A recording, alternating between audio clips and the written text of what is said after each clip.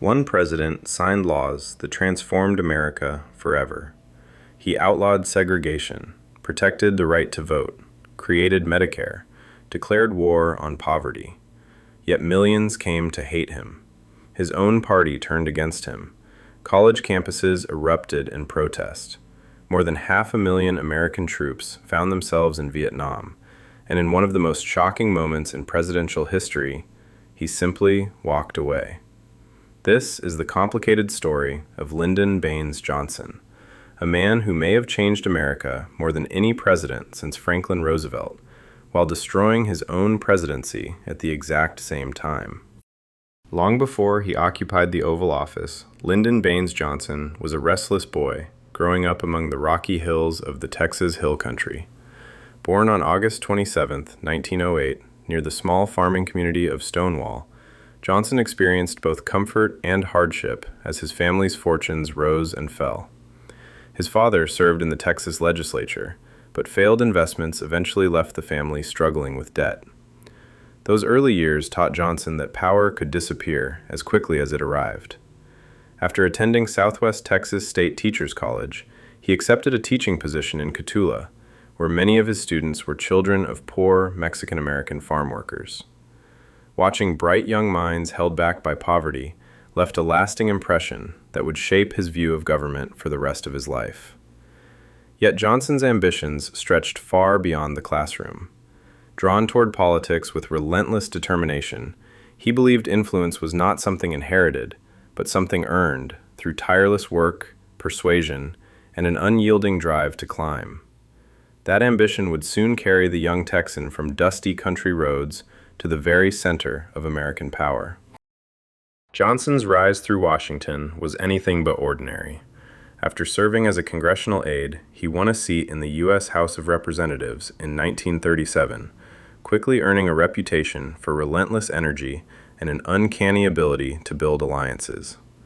During World War II, he briefly served in the U.S. Navy before returning to Congress, where his political influence only grew. By 1955, at just 46 years old, he had become the youngest Senate Majority Leader in American history. Behind closed doors, colleagues came to fear what became known as the Johnson treatment. Towering over senators, invading their personal space, praising them one moment and pressuring them the next, Johnson possessed an extraordinary instinct for reading people and getting what he wanted. Few could resist his combination of charm, persistence, and sheer force of personality. Yet, despite becoming one of the most powerful men in Congress, Johnson wanted something greater. In 1960, John F. Kennedy selected him as his running mate to help unite the Democratic Party and strengthen support across the South. Johnson accepted, but life as vice president left him frustrated, feeling closer to power than ever before, yet unable to truly wield it. On the morning of November 22, 1963, Lyndon Johnson was riding several cars behind President John F. Kennedy in a Dallas motorcade meant to celebrate a political visit to Texas. Minutes later, gunfire shattered the afternoon, and the nation was thrown into disbelief. Kennedy was rushed to Parkland Memorial Hospital, but despite desperate efforts, he could not be saved. As grief spread across the country, attention turned to continuity of government. Just over 2 hours after the assassination, Johnson stepped aboard Air Force One, where a federal judge administered the presidential oath. Beside him stood Jacqueline Kennedy, still wearing the pink suit stained during the tragedy that had unfolded only hours earlier. The photograph captured one of the most solemn moments in American history. Johnson understood that the country needed reassurance as much as leadership. Addressing a shaken nation, he pledged to continue the work Kennedy had begun and to preserve stability during a time of profound uncertainty. Few presidents have ever inherited the office under such extraordinary circumstances. In a single afternoon, Lyndon Baines Johnson went from vice president to commander-in-chief, carrying the weight of a grieving nation on his shoulders. With the nation still mourning President Kennedy, Johnson moved quickly to transform sympathy into action. Using his unmatched political skill and deep understanding of Congress, he pushed through legislation at a pace rarely seen in American history.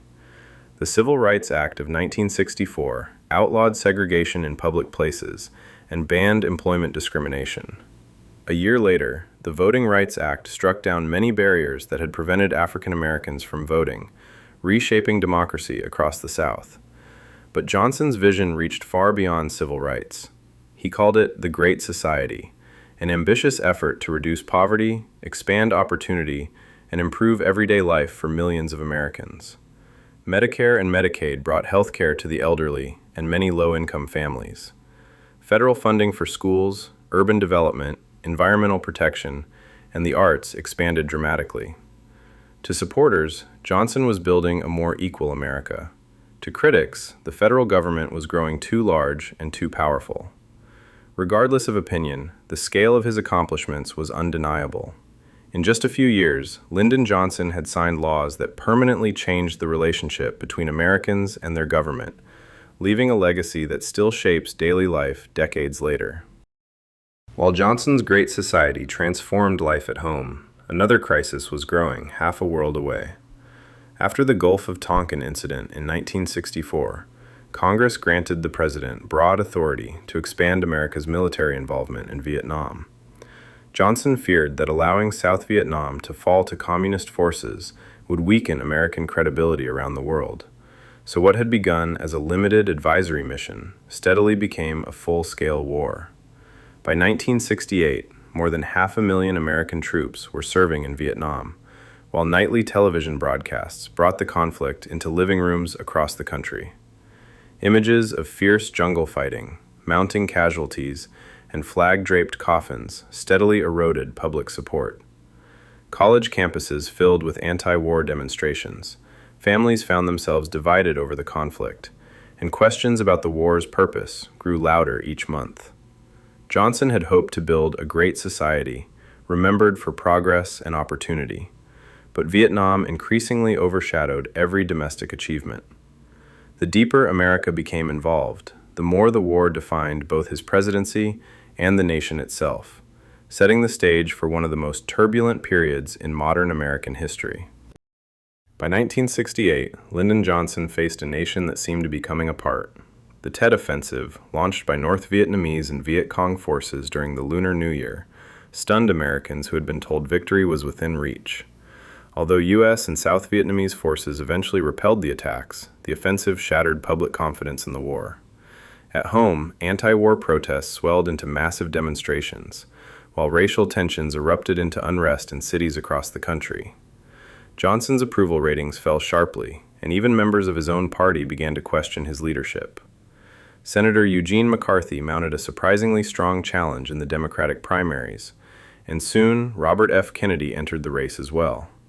Faced with a divided nation, an increasingly unpopular war, and growing political pressure, Johnson made a decision few expected. On the evening of March 31, 1968, during a televised address intended to discuss Vietnam, he ended with words that stunned the country. He announced that he would not seek and would not accept his party's nomination for another term as president. One of the most powerful politicians in American history had chosen to step away from the office he had fought so hard to reach. After leaving the White House in January 1969, Lyndon Baines Johnson returned to his ranch near Stonewall, Texas, seeking the quiet life that had seemed impossible during his years in Washington. Yet retirement offered little escape from the burdens of history. He remained deeply troubled by the Vietnam War and followed each new development with growing concern, knowing the conflict would forever be tied to his name. On January 22, 1973, only days after learning that peace negotiations had finally produced an agreement to end direct American involvement, Johnson died of a heart attack at the age of 64.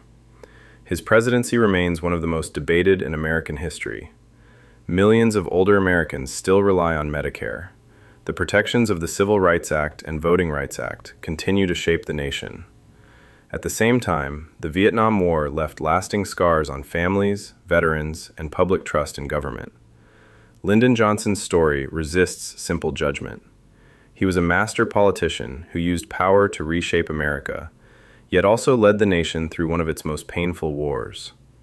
Few presidents left behind a legacy so transformative and so deeply divided.